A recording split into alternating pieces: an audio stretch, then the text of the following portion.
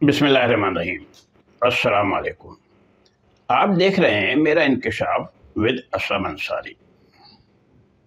जनाब अली, ताज़ा खाही दाश्तन गर्दाग हाय सीना रा, गाहे गाहे बाज खाई किस्सा पारी न रा। मतलब कि अगर अपने दागों को याद रखना है तो कभी कभी ये पुराने किस्से दोहराते रहा करो, पढ़ते रहा करो। ये सितंबर का महीना है और आज से 41 साल पहले अल जुल्फ़िकार तंजीम के एक नौजवान ने अंधाधुंध गोलियां बरसाकर 3 आदमियों को अपनी नींद सुला दिया था। और इसी नौजवान ने इस वारदात से चंद लम्हा कबल अपने ही एक साथी को भी मौत के घाट उतार दिया था। तो जनाब, ये 4 अफराद कौन थे? ये बेकसूर अफराद जिनका कि कोई जुर्म, कोई ख़ता नहीं थी, उनको किस जुर्म में ये सज़ा दी गई? तो ये वाक़या है कश्मीर रोड कराची में वाक़े ज़हूरुल हसन भोपाली के दफ्तर का। अच्छा, इस वाक़े की तफसील बताने से पहले मैं आपको ज़रा सा अल जुल्फ़िकार का तारुफ करा दूँ कि अल जुल्फ़िकार 1980 के इब्तदाई सालों में वो दहशतगर्द तंजीम थी जिसने कि पाकिस्तान में मुतअद्दिद वारदातें की थी। हुआ ये था कि भुट्टो साहब की सज़ा पर जब अमल दरामद हो गया, या सज़ा सुनाने के और सज़ा होने के बाद का जो ज़माना था, तो उसमें उनके 2 बेटे जो कि पाकिस्तान से बाहर थे, मुर्तज़ा और शाहनवाज़, इन दोनों ने पहले तो अपने तौर पर बहुत सिफारती कोशिशें की अपने वालिद की रिहाई के लिए, लेकिन उसमें उन्हें कामयाबी नहीं हुई। जबकि मुर्तज़ा और शाहनवाज़ की वालदा नुसरत भुट्टो और उनकी बहन बेनज़ीर भुट्टो वो पाकिस्तान में थी, और नुसरत भुट्टो और बेनज़ीर का इन बच्चों से ये इख्तिलाफ था कि इसको मुसल्लह जद्दोजहद में ना तब्दील किया जाए, बल्कि हम सियासी तौर पर ही अपनी जद्दोजहद जारी रखेंगे।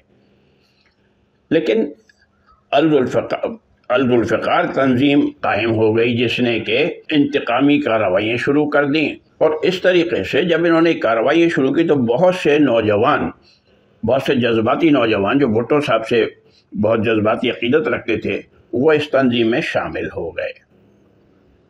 इसी तंजीम ने PIA का तैयारा अगवा किया, जिसे काबुल ले जाया गया। वहाँ पर एक फ़ौजी अफसर को भी गोलियां मार के शहीद कर दिया गया। और बाद में चौधरी ज़हूरुल्लाही को भी कत्ल किया, हालांकि वो तो उसकी जद में आ गए गोलियों की, जबकि असल टारगेट इनका था मौलवी मुश्ताक को कत्ल करने का, जो कि जज साहब थे जिन्होंने कि भुट्टो साहब को सज़ा सुनाई थी। तो उसके बाद चौधरी ज़हूरुल्लाही के कत्ल के कुछ 1.5 साल के बाद इस तंजीम ने ज़हूरुल हसन भोपाली को शहीद कर दिया। अच्छा, ज़हूरुल हसन भोपाली ज़ाहिर है कराची का एक बहुत ही मारूफ नौजवान था, जो कि अपनी तालिब इल्मी के ज़माने ही से बहुत ही अच्छा मुकर्रिर, डिबेटर नंबर 1 कई साल तक। उसके बाद 70 के इलेक्शन में ज़हूर ने आमिर लियाकत के वालिद शेख लियाकत हुसैन को लाइन एरिया से शिकस्त दे के सूबाई असम्बली की नशिस्त जीती थी। अच्छा, ये बताता चलूँ आपको कि ज़हूर उस वक्त लाइन एरिया की झोंपड़ियों में रहा करते। अब हुआ ये कि जब ज़ौलक का ज़माना आया, ज़हूर भोपाली मजलिस शूरा, जिसे कौमी असम्बली का दर्जा हासिल था, वो उसके रुकन मंद है। तो खैर साहब, अब बात ज़रा एक तरफ निकल गई।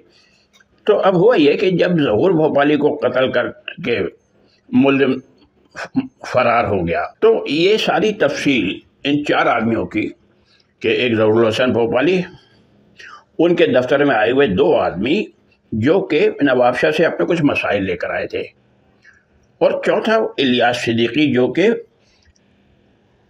अल जुल्फ़िकार का ही कारकुन था। अब ये चारों बेचारे बेगुनाह और मासूम। अच्छा, अब आप ये सोचेंगे कि इलियास सिद्दीकी तो खुद वो ظہور بھوپالی کو قتل کرنے آیا تھا تو میں اس کو معصوم یا بے گناہ کس بنیاد پہ کہہ رہا ہوں؟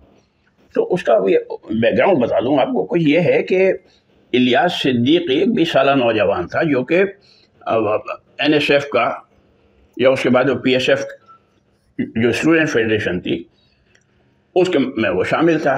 اچھا بھٹو صاحب کے سزا کے خلاف یا بھٹو صاحب کی رہائی کے حق میں جو تحریکیں چل رہی تھیں، جو مظاہرے ہو رہے تھے، اس میں الیاس صدیقی بڑھ چڑھ کے حصہ لیتا تھا. اس بنیاد پہ وہ گرفتار ہو گیا. اب بھٹو صاحب کی سزا کے بعد الیاس صدیقی تو گرفتار ہے، جیل میں ہے، لیکن جب سلام اللہ ٹیپو نے پی آئی اے کا جہاز اغوا کیا تو اس کے مطالبے پر 54 آدمیوں کو حکومت کو مجبوراً رہا کرنا پڑا. اس میں الیاس صدیقی کا نام بھی شامل تھا. اب جب یہ خبر آئی کہ الیاس صدیقی مارا گیا تو مجھے خیال آیا کہ یہ کیسے ممکن ہوا. وہ آدمی تو پاکستان سے جا چکا تھا. تو کیا یہ ہماری ایجنسیوں کی ناکامی ہے کہ ایک آدمی جس کو کہ دہشت گرد قرار دیا ہوا ہو وہ پاکستان سے باہر چلا جائے اور اس کے بعد واپس بھی آ جائے ملک میں اور ایجنسیوں کو پتہ نہ ہو؟ تو یہ ہماری ایجنسیوں کی ناکامی ہو سکتی ہے، یا پھر یہ خیال آیا کہ ہو سکتا ہے کہ مصلحتاً، کیونکہ الیاس صدیقی کسی بڑے جرم میں تو ملوث تھا نہیں، تو ہو سکتا ہے کہ ایجنسیوں نے درگزر کی پالیسی کے تحت اسے آنکھ بند کر کے رکھی ہوئی ہو، اس کو کسی جرم میں گرفتار نہیں کیا. جیسے کہ بہت سے لوگ جو کہ چلے گئے تھے، 54 آدمی جو باہر گئے تھے، ان میں سے کچھ آئے واپس تو ان کو دوبارہ بھی گرفتار کر کے جیل میں ڈال دیا گیا. تو یہ خیال تھا کہ شاید یہ الیاس صدیقی ویسا. اچھا ظہور بھوپالی کے قتل کے کچھ 5-6 دن بعد ہی حیدرآباد سے تعلق رکھنے والے ایک صاحب، آپ کو بھی نام یاد ہوگا، احد یوسف، تو میری جب ان سے بات ہوئی، ظہور کا تو موضوع آنا لازمی تھا. جب الیاس صدیقی کے متعلق میں نے ان سے پوچھا کہ بھائی الیاس صدیقی کس چکر میں مارا گیا، تو پھر احد یوسف نے مجھے بتایا کہ بھائی ہوتا یہ ہے کہ اس قسم کے آپریشن بہت ہی خفیہ رکھے جاتے ہیں. ایک آدمی کو ٹاسک دے دیا گیا کہ تمہیں یہ کارروائی کرنی ہے، اس کو 2 آدمی مددگار کے طور پہ، ہیلپر کے طور پہ دے دیے گئے کہ یہ تمہارے ساتھ ہوں گے. اب ان 2 آدمیوں کو نہیں پتا کہ ہمیں کیا کرنا ہے، صرف ایک آدمی کو پتا ہے کہ مجھے کیا کارروائی کرنی ہے. تو کہنا ہوا یہی کہ وہ جب ظہور بھوپالی کے دفتر کے سامنے کشمیر روڈ پہ جا کے رکے تو اس نے کہا الیاس صدیقی سے کہا کہ چلو اوپر. تو الیاس صدیقی نے پوچھا کہ کیا کرنا ہے؟ اس نے کہا ظہور بھوپالی کو ختم کرنا ہے. تو الیاس صدیقی وہاں پر رک گیا. الیاس صدیقی نے صاف منع کر دیا. اس نے کہا نہیں، میں ظہور بھائی پہ گولی نہیں چلاؤں گا. اب اس دوران میں ان دونوں کے درمیان ہو گئی تکرار، اور اس نوجوان نے پہلے تو الیاس صدیقی کو ٹھکانے لگایا، پھر اوپر جا کے دفتر میں جا کے جو لوگ بیٹھے ہوئے ان پہ اندازوں گولیاں برسا دیں. تو اس میں ظہور بھوپالی بھی شہید ہوگا، ان کے ساتھ نواب شاہ سے وہ 2 آدمی بھی بیچارے اپنی جان سے گئے جو کہ اپنے کسی کام کے کسی مسئلے کے سلسلے میں ظہور کے پاس آئے ہوئے تھے. تو احد یوسف نے بتایا کہ وہ جب الیاس صدیقی کی اور اس کی تکرار ہو رہی تھی اور اس نے گولیاں چلائیں، فائرنگ کی، تو اس دوران محلے کے کچھ لوگوں نے اس لڑکے کو پہچان لیا ہے اور انشاءاللہ وہ جلدی پکڑا جائے گا. اچھا اس واقعے کے کوئی بعد میری احد یوسف سے پھر کوئی ملاقات نہیں ہوئی، لیکن کوئی میرے خیال 2 سال کا عرصہ گزرا ہوگا کہ پتہ چلا کہ صاحب ایک نوجوان گرفتار کر لیا گیا ہے، ایاز سمو، اور اس کو ظہور بھوپالی اور دیگر لوگوں کے قتل کے الزام میں پکڑا گیا ہے، اور اس کو پھر تھوڑے دن مقدمہ چلا اور اس کو موت کی سزا بھی ہو گئی اور اس پر عمل درآمد بھی ہو گیا. اچھا ایاز سمو کا موقف یہ تھا کہ الیاس صدیقی پر گولی میں نے نہیں چلائی ہے، بلکہ وہ گارڈ نے کسی نے چلائی تھی جس کی وجہ سے وہ مرا ہے. تو بہرحال ایاز سمو کی اللہ مغفرت کرے، ہو سکتا ہے کہ وہ صحیح کہہ رہا ہو. اب ہوا یہ کہ پیپلز پارٹی یعنی ذوالفقار کی تمام کارروائیوں سے اسے سب کو وہ ہمیشہ اختلاف رکھتی تھی، اور ان کو کبھی اس نے اپنے سر نہیں لیا کہ بھئی ان کارروائیوں سے ہمارا کوئی تعلق نہیں ہے. لیکن 1988 میں جب حکومت آئی پیپلز پارٹی کی تو لیاری جنرل ہاسپٹل کو ایاز سمو شہید کے نام سے منسوب کر دیا گیا۔ 1 سال برسیاں بھی دھوم دھام سے ہوتی رہیں۔